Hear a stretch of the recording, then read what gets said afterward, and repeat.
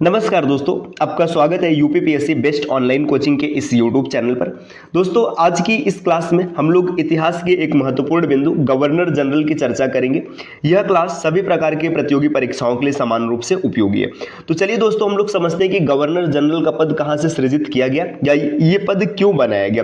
तो इसको समझने के लिए हम लोग थोड़ा सा पीछे चलते हैं। देखिए, सबसे पहले 1600 ईस्वी में क्या होता है, ब्रिटिश ईस्ट इंडिया कंपनी का गठन किया जाता है, जिसका कि प्रारंभ में नाम ब्रिटिश ईस्ट इंडिया कंपनी नहीं होता है। इसे बाद में ब्रिटिश ईस्ट इंडिया कंपनी नाम दिया जाता है। ये हम लोग आगे चर्चा करेंगे।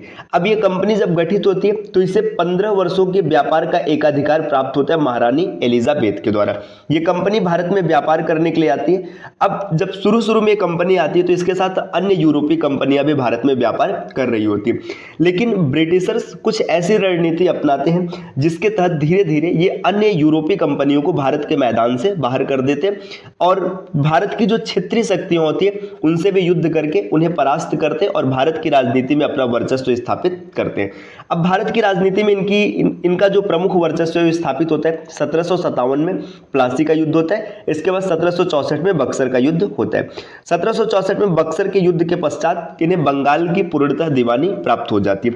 अब बंगाल की दीवानी प्राप्त होने के बाद 1765 में यहाँ पर द्वैध शासन लगाया जाता है, जिससे बंगाल का अत्यंत अधिक शोषण किया जाता है। बंगाल में अकाल पड़ जाता है, जनता वहां की एकदम त्राही त्राही हो जाती है और जनता कुछ छोटे मोटे छिटपुट विद्रोह भी करती है, जिससे 1772 ईस्वी में वारेन हेस्टिंग्स के द्वारा द्वैध शासन को समाप्त कर दिया जाता है। अब देखिए, वारेन हेस्टिंग्स का नाम यहां पर भी है और वारेन हेस्टिंग्स का नाम यहां पर भी है। तो अब समझते हैं गवर्नर जनरल का पद कैसे सृजित होता है।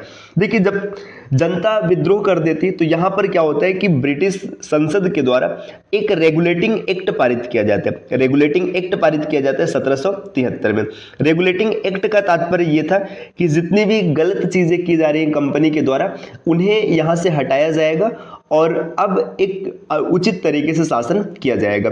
अब देखिए, रेगुलेटिंग एक्ट में सबसे पहला प्रावधान ये किया जाता है कि जो बंगाल का गवर्नर पद था इसे समाप्त करके बंगाल का गवर्नर जनरल पद सृजित किया जाता है। तो अब बात किया जाएगा कि बंगाल के अंतिम गवर्नर कौन थे, तो वारेन हेस्टिंग्स थे।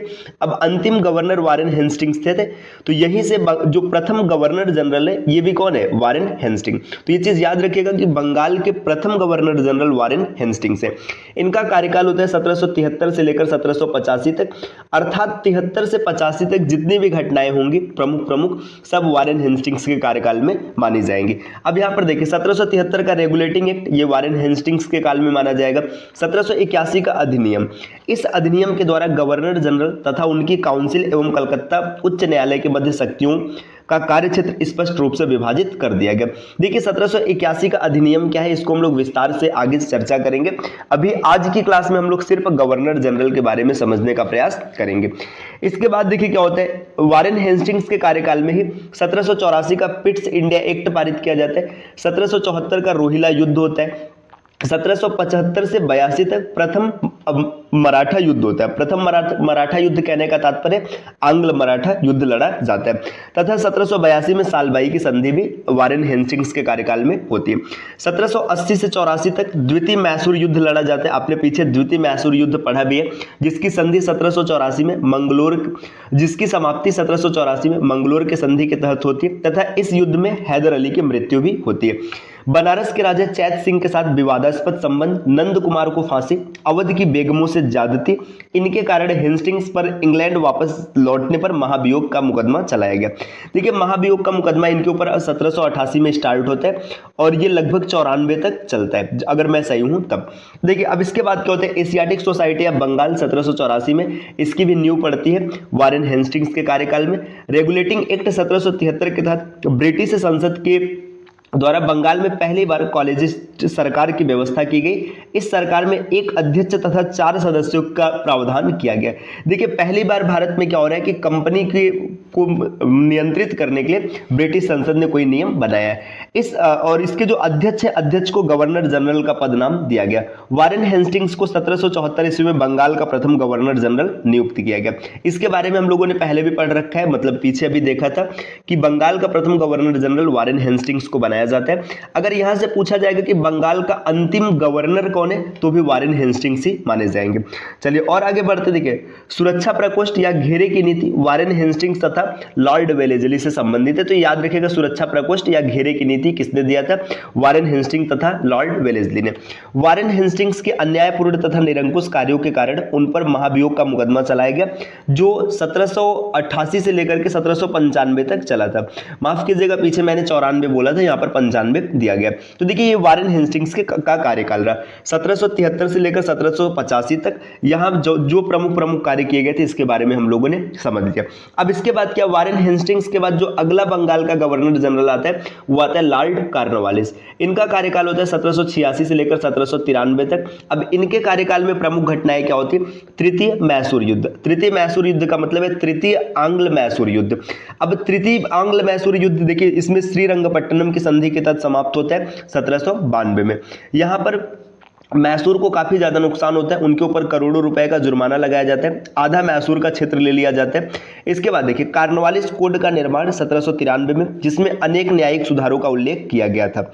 सामान्य प्रशासन का राजस्व प्रशासन से पृथककरण किया गया, मतलब कॉर्नवालिस ने क्या किया कि जो सामान्य प्रशासन है उसका राजस्व प्रशासन से अलग कर दिया। बंगाल का स्थायी बंदोबस्त 1793 ईस्वी में कॉर्नवालिस की देन है। प्रशासन का यूरोपीकरण तथा सिविल सेवाएं प्रारंभ की। लॉर्ड कॉर्नवालिस ने भारत में सिविल सेवाओं की प्रारंभ की है, मतलब भारत में जो सिविल सेवा आज चल रही है इसका प्रारूप भले ही बदल गया है, लेकिन इसकी शुरुआत किसने किया था, लॉर्ड कॉर्नवालिस ने। इसके बाद और भी आगे बढ़ेंगे, देखिए क्या दिया, 1790 से 92 के बीच भारतीय न्यायाधीशों से युक्त जिला फौजदारी अदालतों को समाप्त कर उसके स्थान पर 4 भ्रमण करने वाले न्यायालयों, 3 बंगाल हेतु एवं 1 बिहार के लिए नियुक्त किए गए। मतलब देखिए यहाँ पे जो भारतीय न्यायालय है उसे समाप्त किया गया। अब यहाँ पे क्या है कि 4 न्यायालय बनाए गए, जिनमें 3 किसके लिए, बंगाल के लिए और 1 बिहार के लिए। लॉर्ड कॉर्नवालिस ने कानून की विशिष्टता का नियम, जो इससे पूर्व नहीं था, भारत में लागू किया। कानून की विशिष्टता का नियम किसने लागू किया था, कॉर्नवालिस ने लागू किया था। इसको भी आपको याद रखना चाहिए। इसके बाद देखिए क्या है, कॉर्नवालिस ने अपने न्यायिक सुधारों को 1793 ईस्वी तक अंतिम रूप देकर उन्हें कॉर्नवालिस संहिता के रूप में प्रस्तुत किया। तो कॉर्नवालिस संहिता ये कॉर्नवालिस ने दिया था, इसको भी याद रखना चाहिए। अब इसके बाद देखिए यहाँ पर बात करेंगे हम लोग जॉन सोर की। 1793 से 1798 तक, ये 5 वर्षों तक रहे जॉन सोर। 1793 का चार्टर अधिनियम इनके समय में आया था। निजाम एवं मराठों के बीच खरदा की लड़ाई 1795 में लड़ी गई थी। चलिए दोस्तों और भी आगे आते हैं, बात करेंगे लॉर्ड वेलेस्ली। देखिए जॉन सोर के बाद जो प्रमुख नाम है वेलेस्ली का नाम है। भाई इनकी सहायक संधि को कौन नहीं जानता है ना। तो देखिए यहाँ पर इनका जो कार्यकाल है 1798 से 1805 तक है। यहाँ पर लिखा है सहायक संधि की नीति प्रारंभ की, है ना। सहायक संधि की नीति कोई ऐसी नीति होती थी जिसमें ब्रिटिशर्स क्या करते थे, अब क्षेत्रीय राजाओं से युद्ध नहीं करते थे, डायरेक्ट उनके सामने ऐसा प्रस्ताव रखते थे कि आप हार स्वीकार कर लीजिए और सरेंडर कर दीजिए और हमारे साथ मिल जाइए। तो सहायक संधि की नीति लॉर्ड वेलेस्ली ने दिया था। इसको सबसे पहले स्वीकार किया था हैदराबाद के निजामों ने, इसे याद रखेंगे। यहाँ पे लिखा भी, यह संधि हैदराबाद के निजाम से होती सबसे पहले, मतलब सहायक संधि स्वीकार करने वाला प्रथम राज्य होता है हैदराबाद। इसके बाद देखिए वेलेस्ली के समय में चौथा मैसूर युद्ध होता है। इस मैसूर युद्ध में टीपू सुल्तान की मृत्यु हो जाती है और मैसूर पर भी सहायक संधि ये लोग थोप देते हैं। द्वितीय मराठा युद्ध 1803 से 1805 तक, ये भी वेलेस्ली के समय में होता है। तंजौर 1799 में, सूरत 1800, कर्नाटक 1801 का प्रशासन अपने हाथों में ले लिया। प्रशासन अपने हाथों में ले लिया मतलब तंजौर ने 1799 ईस्वी में, सूरत ने 1800 ईस्वी में और कर्नाटक ने 1801 ईस्वी में सहायक संधि स्वीकार कर लिया। बसीन की संधि 1802 में होता है। वेलेस्ली की सहायक संधि को स्वीकार करने वाले राज्य देखिए हैदराबाद यहाँ पर दिया है, इसके बाद मैसूर के बाद तंजौर के बाद अवध है, अवध के बाद देखिए यहाँ पर पेशवा और अगर नीचे बढ़ेंगे देखिए और अगर आगे आएंगे तो यहाँ पर क्या दिया, पेशवा के बाद बरार के भोसले, है ना। सिंधिया, ये सिंधिया का समय 1804, जोधपुर 1818, जयपुर 1818, मच्छेरी, बूंदी, भरतपुर। तो ये सब सहायक संधि स्वीकार करते हैं। ये क्रम जरूर याद रखिएगा दोस्तों, इसमें ये कई बार ऐसे क्वेश्चंस बनते हैं जिसमें आपको क्रम मिलाना होता है कि किस क्षेत्र ने कब सहायक संधि स्वीकार किया था। इसके बाद बात करेंगे सर जॉर्ज बार्लो, 1805 से 1807 तक छोटा कार्यकाल होता है ना। वेल्लोर का सिपाही विद्रोह इन्हीं के समय में होता है 1806 में, इसको याद रखिएगा। अब यहाँ पर है लॉर्ड मिंटो प्रथम। मिंटो प्रथम की बात करेंगे 1807 से 1813 तक 6 वर्षों का कार्यकाल होता है। रणजीत सिंह के साथ अमृतसर की संधि, तो मिंटो के बारे में अगर देखेंगे तो अमृतसर की संधि 1809 में इनके समय में होती है। इसके बाद देखिए और आगे बढ़ेंगे तो यहाँ पर दिया है लॉर्ड हेस्टिंग्स। अंग्रेज नेपाल युद्ध 1814 से 16 तक और सुगौली की संधि, सागौली यहाँ पे लिखा है, इसको सुगौली या सागौली दोनों कहते हैं, इसको याद रखिएगा। इसके बाद देखिएगा तृतीय मराठा युद्ध। तृतीय मराठा युद्ध कब होता है? 1817 से लेकर 19 तक तथा मराठा परिसंघ का कंपनी के साम्राज्य में विलय, बंबई प्रेसिडेंसी की स्थापना। देखिए तृतीय मराठा युद्ध जो है आंग्ल मराठा मतलब अंग्रेज और मराठाओं के बीच में 3 युद्ध होते हैं। 3 युद्ध के परिणाम स्वरूप मराठा परास्त हो जाते हैं और उनका अंग्रेजी कंपनी में विलय कर लिया जाता है। देखिए ये पिंडारियों का दमन करते हैं 1817 से 1818 तक। इसके बाद सिंधिया के साथ संधि करते हैं 1817 में। मद्रास के गवर्नर टॉमस मुनरो द्वारा रैयतवाड़ी बंदोबस्त लागू किया गया। देखिए रैयतवाड़ी बंदोबस्त ये किसने लागू किया था? टॉमस मुनरो ने। इसके बाद देखिए यहाँ पे लॉर्ड एम्स्टर्ड की बात अगर करेंगे तो 28 से 1828 तक, ये 5 वर्षों का कार्यकाल होता है। प्रथम वर्मा युद्ध की बात करेंगे तो 1824 से 26 तक इन्हीं के समय में होता है। भरतपुर का अधिग्रहण कर लिया जाता है 1826 में एम्स्टर के समय में। अब लॉर्ड विलियम बेंटिक है ना, ये काफी प्रसिद्ध नाम है। विलियम बेंटिक की बात करेंगे तो 1828 से लेकर 35 तक का इनका कार्यकाल होता है। लॉर्ड विलियम ने जुलाई 1828 में गवर्नर जनरल का कार्यभार संभाला। अगर बात करेंगे विलियम बेंटिक तो इनको जो प्रमुख रूप से जाना जाता है सती प्रथा पर रोक लगाने के लिए जाना जाता है। तो इन्होंने 1829 में सती प्रथा पर रोक लगा दिया। सती प्रथा पर रोक लगाने के लिए इनकी सहायता किया था राजा राम मोहन राय ने। तो ये भी क्वेश्चन कई बार बनता है कि राजा मतलब किसने सती प्रथा पर रोक लगाने में सहायता किया था? राजा राम मोहन राय ने ये मतलब इनकी सहायता की थी। आपको एक डेटा कमेंट करके बताना है कि राजा राम मोहन राय को राजा की उपाधि किस मुगल बादशाह ने प्रदान किया था। चलिए दोस्तों आगे बढ़ते हैं। अब इन्हीं के समय में ठगी प्रथा का अंत होता है। 1833 का चार्टर अधिनियम आता है। इसके बाद देखिए यहाँ पे और अगर आगे बढ़ेंगे, अच्छा देखिए यहाँ पे 1833 के चार्टर अधिनियम को समझना चाहिए थोड़ा सा। 1833 का चार्टर अधिनियम आता है ना। इस अधिनियम के द्वारा भारतीय प्रशासन को पूर्णतः केंद्रीकृत करने का प्रयास किया गया। इस एक्ट के द्वारा बंगाल के गवर्नर जनरल को भारत का गवर्नर जनरल बना दिया गया। तो देखिए बेंटिक के समय में क्या हो रहा है कि 1833 में एक अधिनियम आ रहा है, मतलब चार्टर एक्ट आ रहा है, जिसमें क्या किया जा रहा है कि बंगाल के गवर्नर जनरल को भारत का गवर्नर जनरल किया जा रहा है। तो अगर बात करेंगे भारत का प्रथम गवर्नर जनरल कौन है, तो लॉर्ड विलियम बेंटिक है। अब यहीं से एक डेटा और भी क्लियर हो जाएगा कि बंगाल का अंतिम गवर्नर जनरल कौन है, वो भी विलियम बेंटिक को ही माना जाएगा। यहां पर दिया भी है कि 1833 में लॉर्ड विलियम बेंटिक को भारत का प्रथम गवर्नर जनरल बनाया गया। 1835 में शिक्षा संबंधी प्रस्ताव, शिक्षा सुधार तथा अंग्रेजी भाषा को शिक्षा का माध्यम बनाए जाने की घोषणा किया जाता है। ये भी विलियम बेंटिक के समय में किया जाता है। इसके बाद आगे क्या होता है देखिए 1831 में मैसूर 1831 में, दुर्ग 1834 में तथा मध्य कछार 1834 का कंपनी साम्राज्य में विलय कर लिया जाता है। रणजीत सिंह के साथ निरंतर मित्रता की संधि होती है। लॉर्ड कॉर्नवालिस द्वारा स्थापित प्रांतीय अपीली एवं भ्रमणकारी न्यायालयों की समाप्ति, मतलब जो कॉर्नवालिस ने 4 न्यायालय की स्थापना किया था, 3 बंगाल के लिए, 1 बिहार के लिए, उसकी समाप्ति कर दी जाती है। राजस्व आयुक्तों की नियुक्ति की जाती है। अब बात करेंगे लॉर्ड मैटकॉफ की 1835 से 36 तक। देखिए इनके समय में प्रेस एक्ट पारित किया गया था, जिसके द्वारा समाचार पत्रों पर लगाई गई पाबंदियां हटा ली गई थी। तो बस इतना याद रखिएगा, मैटकॉफ के समय में क्या होता है, प्रेस एक्ट पारित किया गया 1835 का। इसके बाद दोस्तों और अगर आगे बढ़ेंगे तो देखिए यहाँ पर अगला जो गवर्नर जनरल है लॉर्ड ऑकलैंड की बात करेंगे तो 1836 से 1842 तक। इनके समय में प्रथम अफगान युद्ध होता है 1838 से 42 तक यहीं पर, और इन्हीं के कार्यकाल में रणजीत सिंह की मृत्यु भी होती है 1839 में। एलनबरो की बात करेंगे तो सिंध का विलय किया जाता है 1843 में। ग्वालियर के साथ युद्ध होता है 1843 में। एलनबरो का कार्यकाल छोटा होता है। इसके बाद लॉर्ड हर्डिंग की बात करेंगे, हर्डिंग प्रथम की बात अगर किया जाए तो इनके समय में प्रथम अंग्रेज सिख युद्ध होता है। इसके बाद देखिए और लाहौर की संधि होती है। सामाजिक सुधार यहाँ पर इन्होंने देखे बालिका हत्या तथा नर बलि पर रोक लगाने का प्रयास किया था, ठीक है, या मतलब इन्होंने रोक लगा दी। तो हार्डिंग ने क्या किया था, बालिका हत्या और नर बलि पर रोक लगाया। इसके बाद बात किया जाए भाई डलहौजी की, है ना। अब डलहौजी का नाम कौन नहीं जानता, डलहौजी का नाम डलहौजी की राज्य हड़प नीति, है ना। अब इनका कार्यकाल होता है 1848 से 1856। डलहौजी की जो राज्य हड़प नीति होती है इसी का परिणाम होता है जो प्रथम स्वतंत्रता संग्राम उत्पन्न होते हैं। देखिए द्वितीय सिख युद्ध इन्हीं के समय में लड़ा जाता है 1848 से 49 तक। है ना, तथा पंजाब का कंपनी के साम्राज्य में विलय कर लिया गया। निचले वर्मा या पेगू का अधिकरण किया जाता है 1852 में। व्यापक के सिद्धांत, देखिए व्यापक सिद्धांत को राज्य हड़प नीति का सिद्धांत कहा जाता है। इसे गोद निषेध प्रथा का भी नाम दिया गया। का शुभारंभ, जिसके अंतर्गत सतारा को सबसे पहले कैप्चर किया गया था।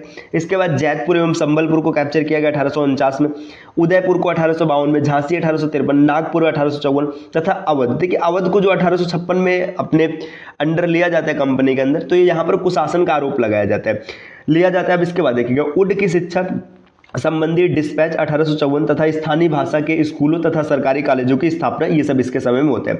रेलवे माइनूट 1853 में बंबई से थाने के मध्य प्रथम रेल चली। तो ये भी देखिए स्टैटिक जीके का एक क्वेश्चन है, ये कई बार वनडे एग्जाम में क्वेश्चन बनता है कि पहली रेलगाड़ी कहाँ से चली थी।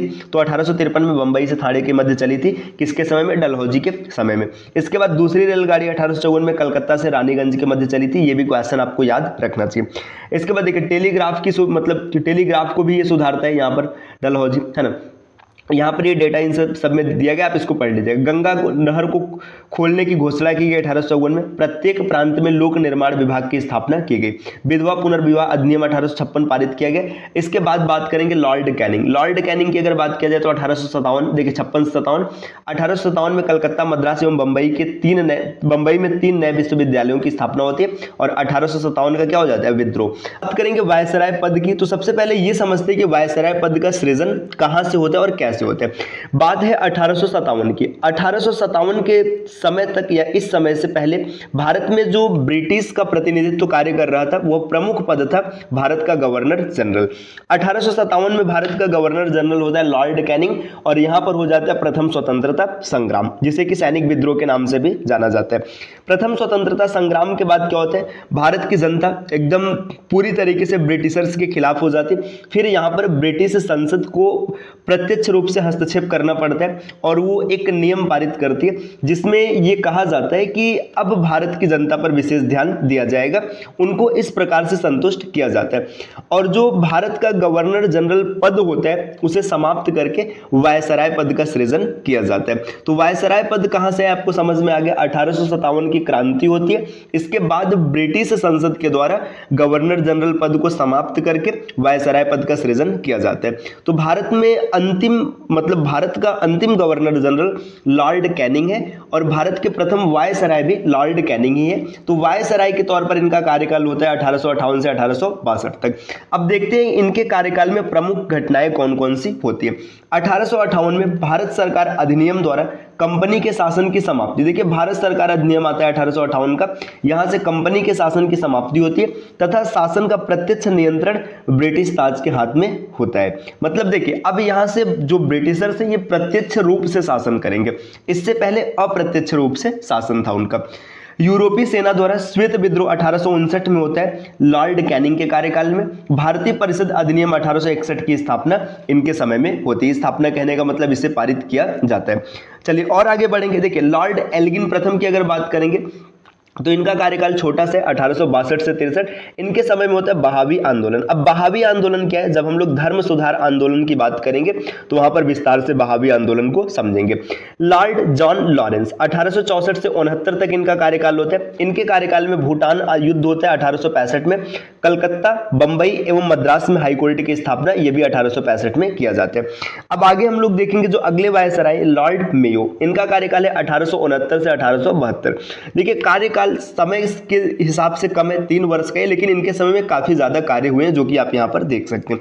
काठियावाड़ में राजकोट कॉलेज तथा भारतीय युवराजों को राजनीतिक प्रशिक्षण देने के लिए अजमेर में मेयो कॉलेज की स्थापना होती है। तो आपको बस इतना याद रखना है कि इनके समय में राजकोट कॉलेज जो कि काठियावाड़ में बनता है और मेयो कॉलेज अजमेर में इसकी स्थापना की जाती है।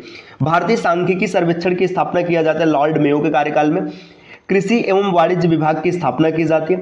राज्यों में रेलवे व्यवस्था का शुभारंभ, देखिए राज्यों में रेलवे व्यवस्था का शुभारंभ ये कहने का तात्पर्य क्या है, आप पढ़ेंगे कि इससे पहले हम लोगों ने देखा था कि बंबई से थाने और कलकत्ता के में कुछ शहरों के मध्य ट्रेन चला था। तो ये इस कहने का क्या तात्पर्य, देखिए 1857 के क्रांति के पश्चात क्या हुआ, अंग्रेजों ने रेलवे व्यवस्था पर ज्यादा ध्यान दिया ताकि ट्रांसपोर्टेशन को आसान बनाया जाए और चीज़ों को अच्छे से नियंत्रित किया जाए। इसके बाद देखिए भारत में अंग्रेजों के समय में प्रथम जनगणना लॉर्ड मेयो के कार्यकाल में 1872 में होती है तथा लॉर्ड रिपन के कार्यकाल से नियमित रूप से चलने लगती। तो पहली जनगणना अगर किसके कार्यकाल में हुई तो लॉर्ड मेयो के काल में हुई 1872 में, लेकिन लगातार चल कब से रहा 1881 से, जो कि लॉर्ड रिपन का कार्यकाल होता है। लॉर्ड मेयो की हत्या अंडमान निकोबार द्वीप समूह के भ्रमण के दौरान एक शेर अली आफरीदी नामक कैदी के द्वारा किया गया। तो शेर अली आफरीदी का नाम याद रखिएगा। इन्होंने क्या किया था, लॉर्ड मेयो की हत्या कर दी थी। लॉर्ड मेयो गए थे अंडमान निकोबार द्वीप समूह पर भ्रमण करने के लिए। तो देखिए यहां पर समझिएगा, मेयो प्रथम ऐसे गवर्नर जनरल थे जिनकी हत्या उनके कार्यकाल के दौरान किया गया था। ठीक, अब बात करेंगे लॉर्ड नॉर्थब्रुक 1872 से 76 तक। प्रिंस ऑफ वेल्स की भारत में यात्रा होती है 1875 में, इसे याद रखिएगा। तो प्रिंस ऑफ वेल्स मतलब वेल्स के जो प्रिंस है ये नॉर्थब्रुक के समय में भारत आए थे। इसके बाद देखिए बड़ौदा के गायकवाड़ पर मुकदमा होता है इन्हीं के समय में। पंजाब में कूका आंदोलन, ये क्वेश्चन कई बार वनडे एग्जाम में देखने के लिए मिला है कि कूका आंदोलन किसके समय में चला है। आगे देखेंगे लॉर्ड लिटन की अगर बात करेंगे तो 1876 से 1878 में क्या होते हैं, इनके समय में भयंकर दुर्भिक्ष जिससे मद्रास, बंबई है ना, मैसूर, हैदराबाद और मध्य भारत के कई हिस्से तथा पंजाब बुरी तरह से प्रभावित हुए, है ना। इसको थोड़ा सा और आगे बढ़ाते हैं। देखिए लॉर्ड लिटन का कार्यकाल यहाँ पर दिया 1876 से 80 तक। इसके बाद देखिएगा रिचर्ड स्ट्रेसी की अध्यक्षता में अकाल आयोग की नियुक्ति की गई, मतलब इनके समय में अकाल पड़ा तो अकाल आयोग की नियुक्ति की गई। राजकीय उपाधि अधिनियम 1876, ब्रिटेन की महारानी विक्टोरिया केसर ए हिंद की उपाधि धारण की, है ना। यहाँ पे देखिए केसर ए हिंद की उपाधि, इसे याद रखिएगा। चलिए और आगे बढ़ते हैं। वर्नाकुलर प्रेस एक्ट 1878, इस अधिनियम को मुंह बंद करने वाला अधिनियम भी कहा जाता है। अर्सकीन पेरी ने इस अधिनियम को विपरीतगामी और असंगत तथा भारत की भावी प्रगति के लिए घातक पग बताया है। श्री A.N. बनर्जी ने इसे आकाश से वज्रपात कहा है। तो देखिए ये भी याद रखिएगा, वर्नाकुलर प्रेस एक्ट ये भी इन्हीं के समय में पारित किया गया था। इसके बाद द्वितीय अफगान युद्ध 1878 से 1880 तक चलता है, ये भी इन्हीं के कार्यकाल में होता है। बात करेंगे लॉर्ड रिपन 1880 से 1884 तक इनका कार्यकाल है। वर्नाकुलर प्रेस एक्ट की समाप्ति 1882 में किया जाता है। तो ये जरूर याद रखिएगा, लॉर्ड रिपन के समय में इस एक्ट को समाप्त कर दिया गया। श्रमिकों की दशा में सुधार के लिए प्रथम कारखाना अधिनियम पारित किया गया 1881 में, मतलब भारत में सबसे पहला जो कारखाना नियम है 1881 में पारित किया गया। वित्तीय विकेंद्रीकरण की नीति का नियमितीकरण किया गया। स्थानीय स्वशासन संबंधी सरकारी प्रस्ताव 1882 में लागू किया गया। सर विलियम हंटर की अध्यक्षता में शिक्षा आयोग की नियुक्ति की गई। तो विलियम हंटर की अध्यक्षता में शिक्षा आयोग की नियुक्ति रिपन के समय में की जाती है। एल्बर्ट बिल विवाद ये भी इन्हीं के समय में होता है। मैसूर का प्रतिपादन ये भी रिपन के समय में चलता है। अब बात करेंगे लॉर्ड डर्फिन, है ना। लॉर्ड डर्फिन की अगर बात किया जाए तो 1884 से लेकर 1888। अब एक चीज ध्यान दीजिएगा, कांग्रेस का गठन कब किया गया था, 1885, है ना। तो यहाँ पे देखिए सीधी सी बात है कि इन्हीं के समय में आएगा। तृतीय बर्मा युद्ध चल रहा है 1885 में, है ना, 85 से 88 तक। और भारतीय राष्ट्रीय कांग्रेस की स्थापना, है ना। भारतीय राष्ट्रीय कांग्रेस की स्थापना A.O. ह्यूम ने किया था। ये नाम भी याद रखिएगा, कई बार क्वेश्चन पूछ लिया जाता है कि इसकी स्थापना किसने किया था, तो A.O. ह्यूम ने किया था। अब लॉर्ड लैंसडाउन की बात करेंगे 1888 से 1894 तक। कारखाना अधिनियम 1891 में। सिविल सेवाओं का इंपीरियल, प्रांतीय एवं अधीनस्थ सेवाओं में वर्गीकरण। भारतीय परिषद अधिनियम 1892 में। भारत और अफगानिस्तान के मध्य सीमा निर्धारण हेतु डूरंड आयोग की स्थापना किया गया 1893 में। देखिए भारत और अफगानिस्तान के बीच में जो सीमा है, डूरंड सीमा, है ना, ये लॉर्ड लैंसडाउन के कार्यकाल में खींची गई थी। अब आगे और अगर देखेंगे, देखिए चलिए यहाँ पर दिया लॉर्ड एल्गिन। अगर लॉर्ड एल्गिन द्वितीय की बात करेंगे तो यहाँ पे चापेकर भाइयों द्वारा 2 ब्रिटिश अधिकारियों की हत्या कर दी जाती है 1897 ईस्वी में। तो लॉर्ड एल्गिन द्वितीय के बारे में बस इतना याद रखिएगा। लॉर्ड कर्जन, है ना। लॉर्ड कर्जन की बात करेंगे तो 1899 में से 1905 तक। पुलिस प्रशासन में सुधार हेतु एंड्रू फ्रेजर की अध्यक्षता में पुलिस आयोग की गठन। तो पुलिस आयोग का गठन किसके समय में हुआ था, लॉर्ड कर्जन के समय में हुआ था। विश्वविद्यालय आयोग का गठन 1902 तथा भारतीय विश्वविद्यालय अधिनियम 1904 पारित किया गया लॉर्ड कर्जन के समय में। उद्योग एवं वाणिज्य विभाग की स्थापना। कलकत्ता कारपोरेशन एक्ट 1899 की स्थापना। प्राचीन स्मारक संरक्षण अधिनियम 1904। बंगाल का विभाजन 1905। ये क्वेश्चन बहुत ज्यादा इंपॉर्टेंट है दोस्तों। ये क्वेश्चन कई बार पूछा गया कि बंगाल का विभाजन किसके समय में किया गया, तो लॉर्ड कर्जन के समय में। कर्जन किस्नर विवाद। तिब्बत में यंग हस्बैंड मिशन 1904, है ना। चलिए और आगे बढ़ते हैं। देखिए लॉर्ड कर्जन के कार्यकाल 1899 से 1905 के दौरान वर्ष 1901 में भारतीय पुरातत्व विभाग सर्वेक्षण ASI को एकीकृत एवं केंद्रीकृत स्वरूप देते हुए जॉन मार्शल को इसका नया DG मतलब महानिदेशक नियुक्त किया गया। इसके बाद देखिए प्राचीन स्मारक संरक्षण अधिनियम 1904 पारित किया गया लॉर्ड कर्जन के समय, है ना। इसके बाद यहाँ पे ये डेटा इसको पढ़ लीजिएगा 50,000 पाउंड की धनराशि के बारे में। गोपाल कृष्ण गोखले ने करजन के प्रशासन की तुलना मुगल सम्राट औरंगजेब से की थी। तो यहाँ पे ये जरूर याद रखिएगा, जीबी गोखले मतलब गोपाल कृष्ण गोखले ने करजन के प्रशासन की तुलना किससे, औरंगजेब से किया था। चलिए और आगे बढ़ेंगे। अब यहाँ पर देखिए लॉर्ड मिंटो द्वितीय है ना। अब यहाँ पे मिंटो के बारे में क्या दिया, नवंबर 1905 में लॉर्ड कर्जन के स्थान पर लॉर्ड मिंटो को भारत का वायसराय नियुक्त किया गया, नवंबर 1905 में। तथा जॉन मॉर्ले को भारत का सचिव नियुक्त किया गया। अब मार्ले मिंटो सुधार आप जरूर पढ़े होंगे है ना। तो यहाँ पे देखिए मार्लो मिंटो सुधार 1909 में के नाम से पारित किया गया है ना। इस अधिनियम के द्वारा मुसलमानों के लिए पृथक मताधिकार तथा पृथक निर्वाचन क्षेत्र की स्थापना की गई। विभाजन विरोधी और स्वदेशी आंदोलनों को लोकप्रिय बनाना इसका ये उद्देश्य रहा था। चलिए और आगे बढ़ेंगे। देखिए यहाँ पर 1907 में सूरत के वार्षिक अधिवेशन में कांग्रेस का विभाजन किया गया। आगा खां द्वारा मुस्लिम लीग की स्थापना की जाती है। तो देखिए ये सब किसके समय में हो रहा है, ये सब हो रहा है लॉर्ड मिंटो के समय में। अब इसके बाद देखेंगे लॉर्ड हार्डिंग द्वितीय की बात करेंगे तो 1910 से 1916 की बात करेंगे है ना। 1911 में बंगाल प्रेसिडेंसी की स्थापना की गई, मतलब जैसे बंबई और मद्रास की प्रेसिडेंसी थी वैसे बंगाल प्रेसिडेंसी की स्थापना किया गया। भारत की राजधानी कलकत्ता से दिल्ली स्थानांतरित कर दी गई। तो 1911 जरूर याद रखिएगा, ये इस समय क्या होता है, भारत की राजधानी दिल्ली स्थानांतरित होती है।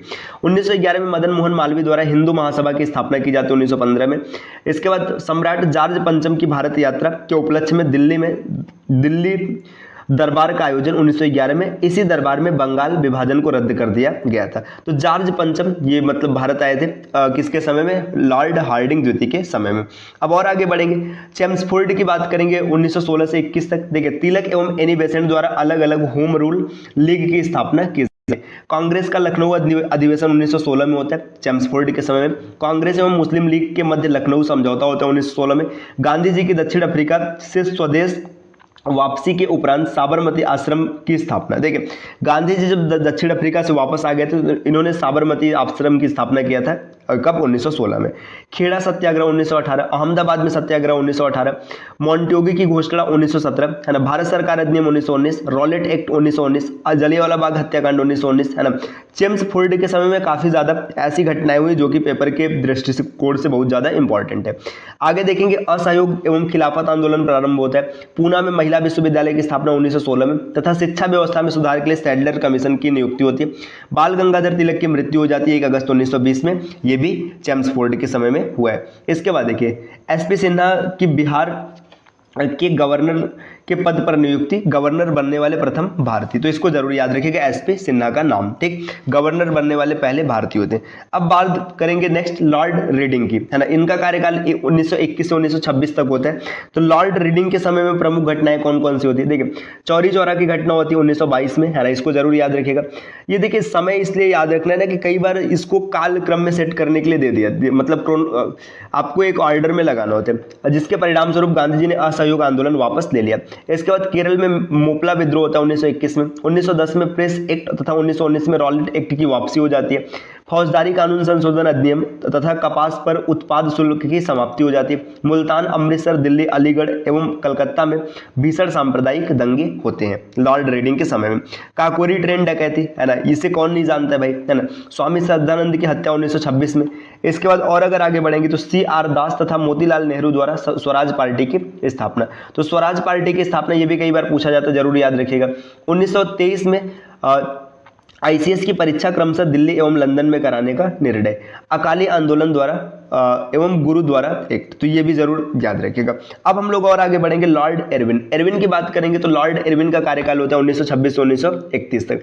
साइमन कमीशन की भारत यात्रा 1928 में तथा भारतीयों द्वारा इसका तीव्र विरोध। भविष्य में भारतीय संविधान का रूपरेखा के निर्धारण हेतु लखनऊ में सर्वदलीय सम्मेलन 1928 में, ये लॉर्ड इरविन के कार्यकाल में होता है। इसकी रिपोर्ट को नेहरू रिपोर्ट के नाम से जाना गया। देशी रियासतों के संबंध में हार्टोग बटलर समिति की नियुक्ति 1927 में। लाहौर के सहायक पुलिस अधीक्षक सैंडर्स की हत्या। दिल्ली विधानसभा के कक्ष में बम विस्फोट 1929 में। लाहौर षड्यंत्र केस एवं लंबे उपवास के कारण कारागार में जतिन दास की मृत्यु 1929 में। एवं दिल्ली में ट्रेन बम विस्फोट की घटना 1929 में होती है। कांग्रेस के लाहौर अधिवेशन में पूर्ण स्वराज्य का प्रस्ताव पारित किया था 1929 में। सविनय अवज्ञा आंदोलन प्रारंभ करने के उद्देश्य से गांधी जी ने दांडी यात्रा 1930 में, है ना, इसको भी जरूर याद रखिएगा, ये डेट कई बार पूछा जाता है। लॉर्ड इरविन द्वारा दीपावली घोषणा 1929 में। कांग्रेस द्वारा प्रथम गोलमेज सम्मेलन का बहिष्कार 1930 में। गांधी इरविन समझौता 1931 तथा सविनय अवज्ञा आंदोलन सविनय अवज्ञा आंदोलन को स्थगित किया जाना। तो ये सब लॉर्ड इरविन के कार्यकाल में घटनाएं हुई हैं। चलिए दोस्तों और आगे बढ़ते हैं। अब हम लोग बात करेंगे लॉर्ड विलिंगटन, है ना। विलिंगटन की अगर बात करेंगे तो इनका कार्यकाल है 1931 से 1936 तक। इनके समय में द्वितीय गोलमेज सम्मेलन होता है 1931 में, है ना। इसके बाद सविनय अवज्ञा आंदोलन फिर से प्रारंभ हो जाता है 1933 में। कम्युनल अवार्ड 1932 में। इसके बाद और अगर आगे बढ़ेंगे तो यरवदा जेल में गांधी जी द्वारा आमरण अनशन, है ना। इसके बाद इन्होंने पूना समझौता होता है और मतलब अनशन अपना गांधी जी तोड़ देते हैं। तृतीय गोलमेज आंदोलन 1932 में होता है ना। व्यक्तिगत सविनय अवज्ञा का आंदोलन का शुरुआत 1933 में होता है। भारत सरकार अधिनियम 1935 आता है ना। इसके बाद इन डेटा को पढ़ लीजिएगा। समाजवादी पार्टी की स्थापना, बर्मा भारत से पृथक कर दिया गया 1935 में। चलिए दोस्तों और आगे बढ़ते हैं। देखिए अब बात करेंगे लॉर्ड लिथिनगो, है ना। लॉर्ड लिथिनगो की अगर बात करेंगे तो 1936 से 44 तक है। प्रथम आम चुनाव 1936 से 37 तक होता है। कांग्रेस द्वारा पूर्ण बहुमत प्राप्त होता है। तो सबसे पहला आम चुनाव कब हुआ था इसको जरूर याद रखिएगा, लॉर्ड लिथिनगो के समय में। द्वितीय विश्व युद्ध प्रारंभ होने के कारण कांग्रेसी सरकारों द्वारा त्याग पत्र दे दिया गया 1939 में। कांग्रेस के 91वें वार्षिक अधिवेशन के अध्यक्ष पद हेतु सुभाष चंद्र बोस का चयन किया था 1938 में। सुभाष चंद्र बोस का कांग्रेस से त्याग पत्र 1939 में तथा फॉरवर्ड ब्लॉक नामक एक नई पार्टी की स्थापना 1939 में किया जाता है। दोस्तों और आगे बढ़ेंगे। यहाँ पर देखिए क्या डेटा दिया गया। अब यहाँ पर दिया मुस्लिम लीग के लाहौर अधिवेशन मार्च 1940 के लीग में क्या होता है, पृथक पाकिस्तान की मांग की जाती है। देखिए मुस्लिम लीग का जो लाहौर अधिवेशन होता है यहाँ से पाकिस्तान की मांग की गई थी, इसको याद रखिएगा। वायसराय द्वारा अगस्त प्रस्ताव घोषित किया था 1940 में। कांग्रेस एवं मुस्लिम लीग दोनों ने इसे अस्वीकार कर दिया। विंस्टन चर्चिल इंग्लैंड के नए प्रधानमंत्री बने 1940 में। सुभाष चंद्र बोस का भारत से पलायन होता है 1941 में। इसके बाद आजाद हिंद फौज की स्थापना की जाती है। क्रिप्स मिशन का भारत आगमन है ना। मिशन अपने उद्देश्यों में असफल रहा। कांग्रेस द्वारा भारत छोड़ो प्रस्ताव पारित 1942 में। मुस्लिम लीग ने अपने कराची अधिवेशन में 1944 में अंग्रेजों को बांटो और वापस जाओ का नारा दिया। चलिए अब इसके बाद और आगे समझते हैं। देखिए अब लॉर्ड वेवेल की बात करेंगे तो लॉर्ड वेवेल 1944 से 47 तक। सी राजगोपालाचारी ने CR फार्मूला प्रस्तुत किया 1944 में। गांधी जी एवं मोहम्मद अली जिन्ना ने की वार्ता असफल होती। देखिए यहाँ पे गांधी जी और मोहम्मद अली जिन्ना की वार्ता होती जो असफल हो जाती है। वेवेल योजना एवं शिमला सम्मेलन 1942 में होता है। द्वितीय विश्व युद्ध समाप्त हो जाता है 1945 में। कैबिनेट मिशन आता है इसके बाद भारत में 1946 में। कांग्रेस ने मिशन के प्रस्तावों को स्वीकार किया। मुस्लिम लीग द्वारा प्रत्यक्ष कार्रवाई दिवस 16 अगस्त 1946 को मनाया जाता है। संविधान सभा के गठन के लिए चुनाव आयोजित किए गए। कांग्रेस द्वारा अंतरिम सरकार की स्थापना सितंबर 1946 में होता है। अब इसके बाद देखिए क्या होता है। ब्रिटेन के प्रधानमंत्री, है ना, प्रधानमंत्री क्लेमेंट एटली ने भारत को स्वतंत्रता देने की घोषणा की 20 फरवरी 1947 को। मतलब 20 फरवरी 1947 को ऐसी घोषणा की जाती कि भारत को आज़ादी दी जाएगी।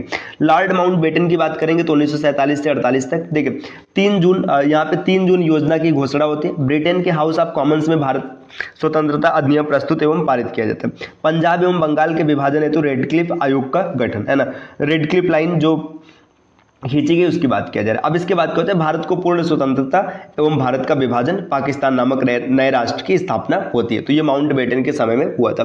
तो दोस्तों ये क्लास रही जो प्रमुख वायसराय भारत में रहे उनके बारे में। क्लास थोड़ी सी स्पीड में चलिए। उम्मीद है कि आपको समझ में भी आया होगा और पसंद भी आया होगा। तो वीडियो को एक लाइक जरूर कर दीजिएगा। चलिए मिलते हैं आपसे अगले वीडियो में कुछ नए कॉन्सेप्ट के साथ। तब तक के लिए नमस्कार।